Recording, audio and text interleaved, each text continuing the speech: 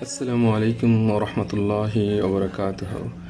Ihram is an Arabic word referred to the sacred state of pilgrim must enter before carrying out the rites of Hajj and Umrah.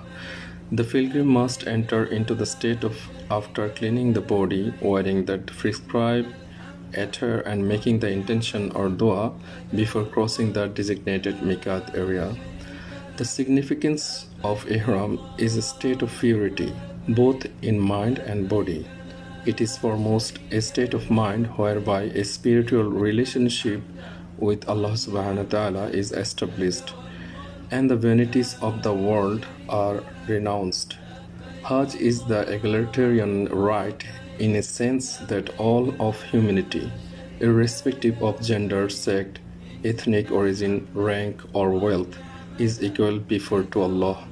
The Ihram attire two pieces of white unstitched cloth remove all semblance of social, culture, and political difference in the sake of equality of people.